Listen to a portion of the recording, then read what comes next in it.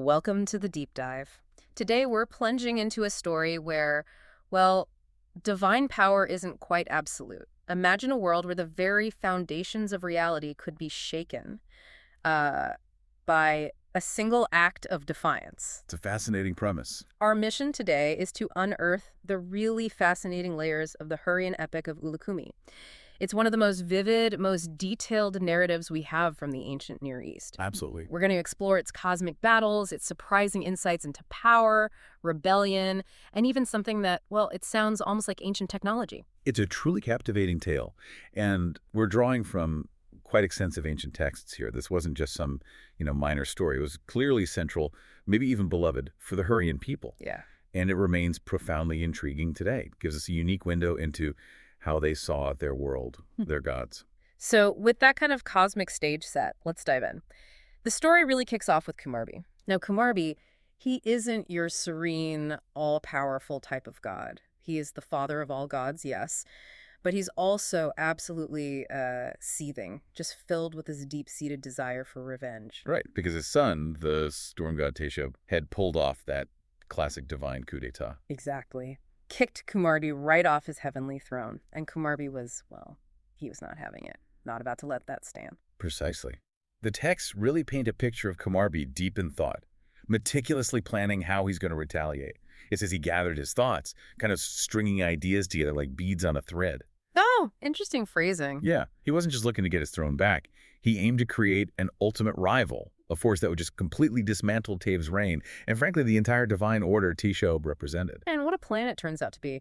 Kumarbi's wicked idea, as the text calls it, leads to one of the most bizarre acts of conception you could possibly imagine. It really is something else. He travels to the edge of this cold lake, and there's a colossal stone rising from the water. And somehow, it takes on the form of a woman, or at least serves that purpose for him. Uh-huh. Can you even picture the scale? I mean, this stone was just immense. 10 kilometers long, 5 kilometers wide. And there's a defining anatomical detail mentioned, measuring a staggering 2.5 kilometers. It's almost unimaginable, isn't it? Just the sheer size. Right. And Kumarbi, completely driven by this vengeful purpose, he immediately couples with this colossal stone. The texts actually emphasize his determination. They describe him doing it not just once, but 5 times, then 10 times. Wow. It's this extraordinary effort to bring his vengeful creation into being. And from this highly unusual union, a giant child is born, directly from the stone itself. Yeah. Kumarbi is apparently ecstatic. He's watching his devilish thoughts literally come to life right in front of him. He must have felt this sense of dark triumph. Definitely. And he names this monstrous offspring Ullikummi, which is a name that chilling means one who destroys Kumia. And Kumia is, of course, the beloved city of his son, Teshub. The target is explicit from the name itself. Exactly. And Kumarbi's intentions for Ullikummi are laid out, just terrifyingly explicit. He declares his wish for this stone giant to attack Kumia, to overthrow Teshub. Not just overthrow, but shatter him like straw, crush him like ants. The language is brutal. It really is. He wants Ullikummi to break Teshub's vizier, Tajmiu, like a mere reed, hurl all the gods from the sky like birds, and smash them like empty dishes. It's a blueprint for total cosmic annihilation, nothing less. But then there's a practical problem, a critical strategic concern for Kumarbi: secrecy. Right. He knows this creation is vulnerable, especially at first. He knows that if Teshub or Ishtar or the sun god or even the moon god were to catch sight of Ullikummi at this stage, they'd kill him instantly, no question. So he needs to hide him. So he instructs his vizier, Impaluri, to take the child down to the Irira gods, these chthonic deities, and place him carefully on the right shoulder of Upaluri. Upaluri. Now he's a fascinating figure, a giant who literally supports the entire earth. Yeah, holding up the world. And Ullikummi is placed on his shoulder, deep within the black earth itself, out of sight. And this whole setup, it's just fascinating how the myth establishes this deliberate, almost, premeditated challenge to the existing divine order. It feels very calculated. It does. Kumarbi isn't just acting out of rage, though he is angry. He's creating a tool for systemic disruption. And if you think about what this suggests about the Hurrians themselves, What do you think?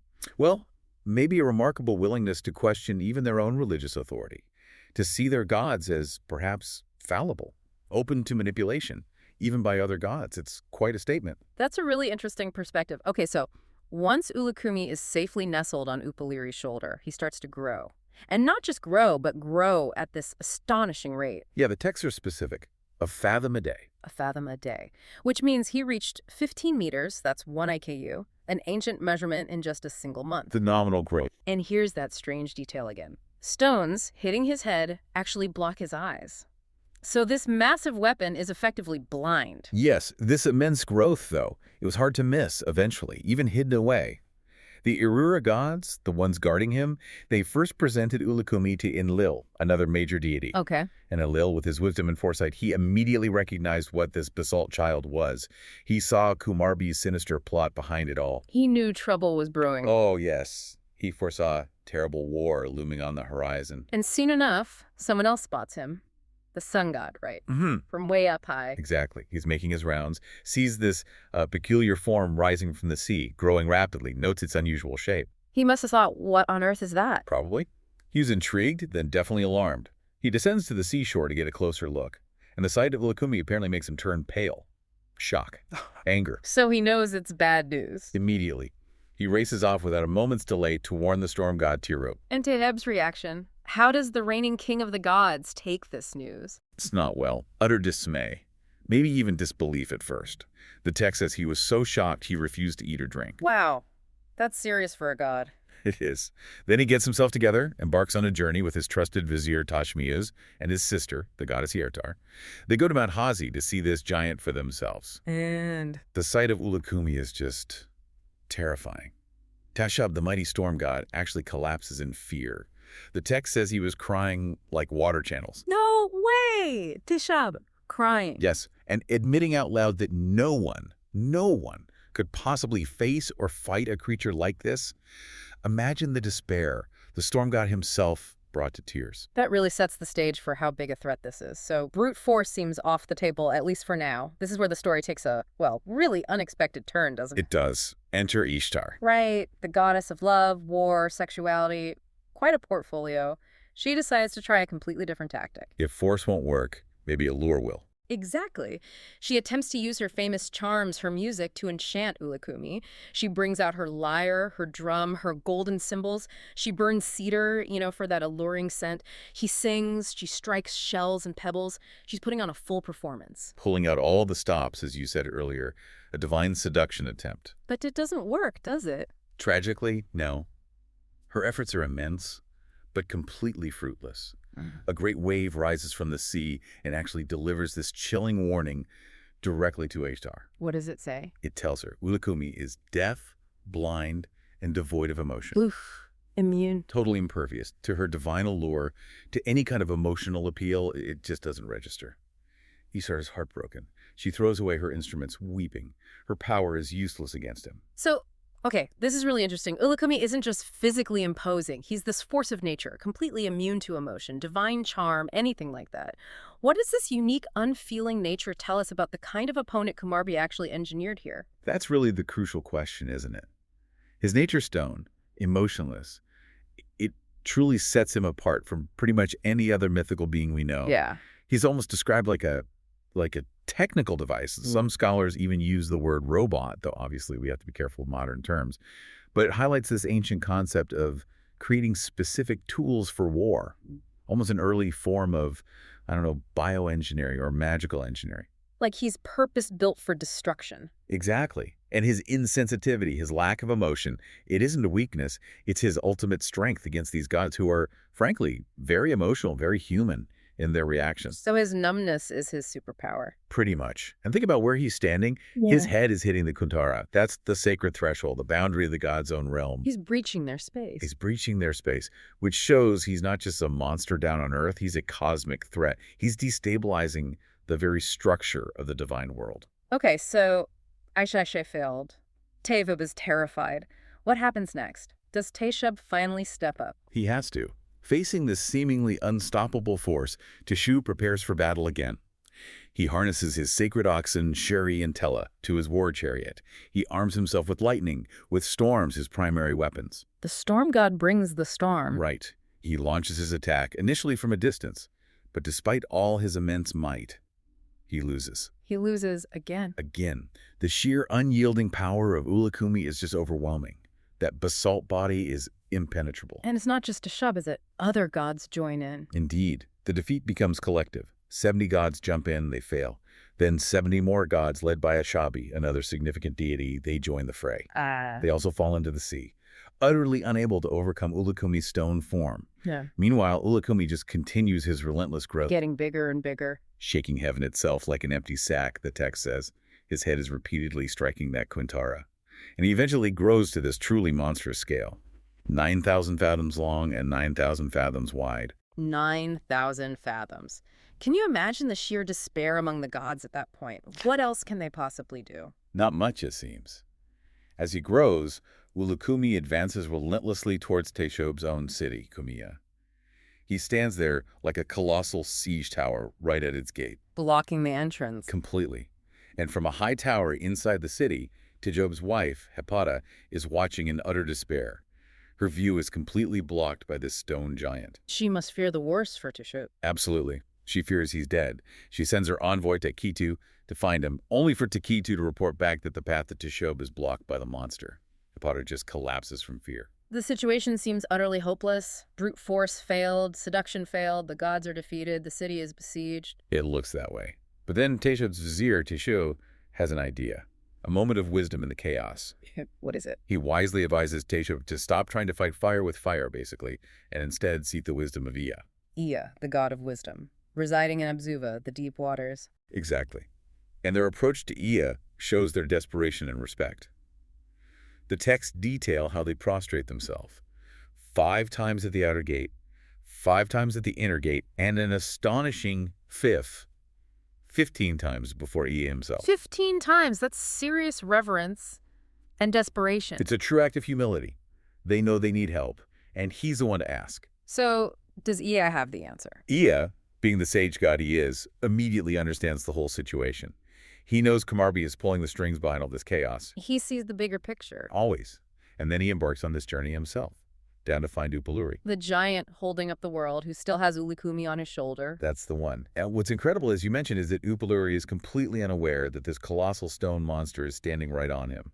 He only feels this vague pain in his right shoulder. It's almost comical, in a terrifying cosmic way, a world-ending threat, and the Foundation just feels a slight ache.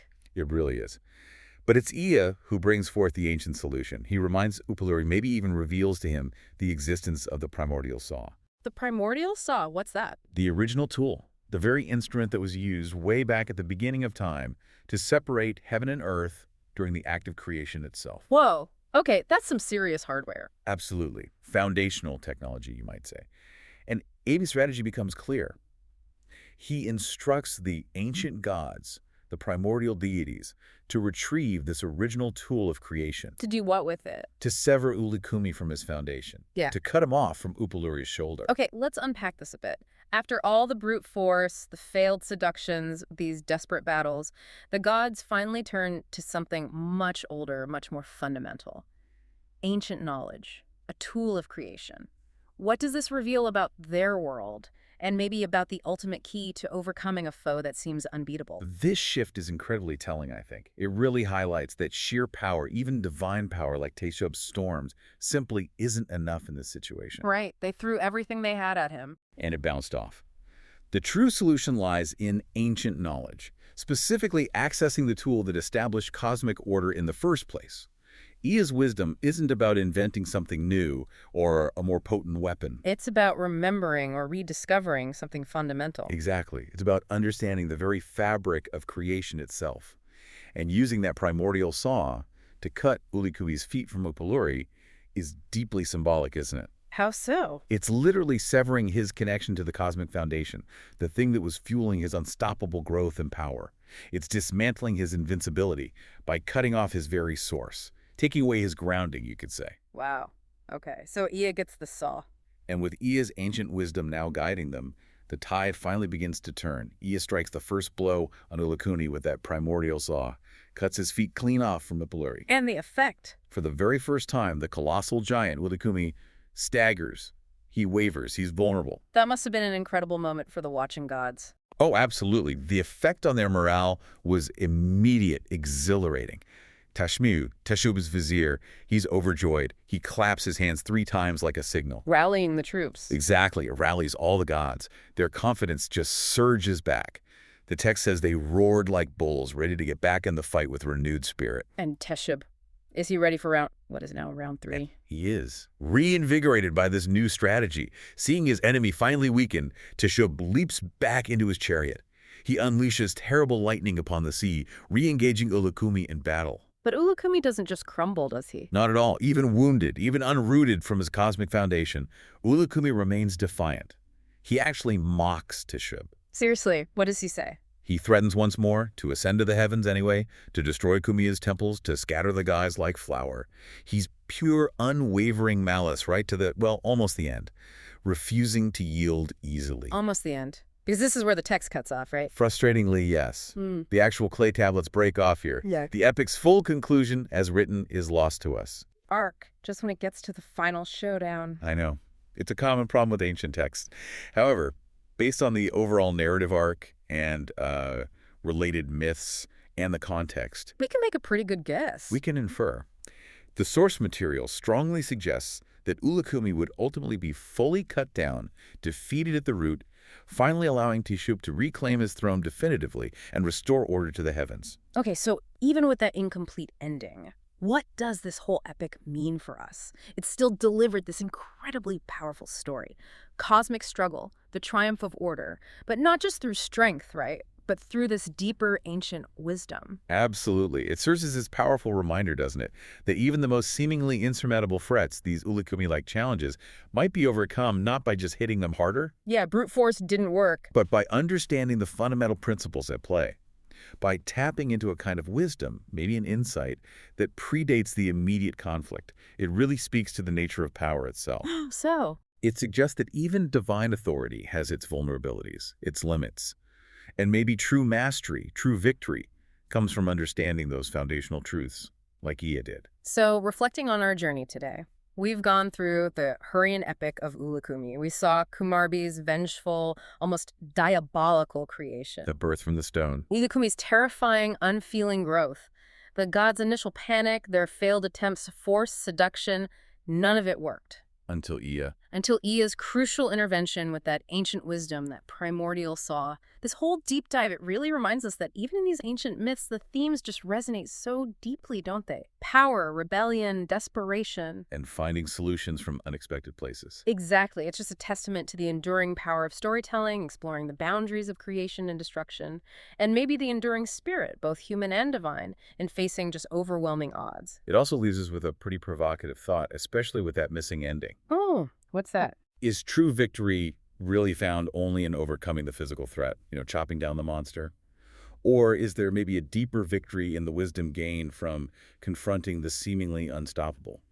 A victory that forever alters the landscape of power itself.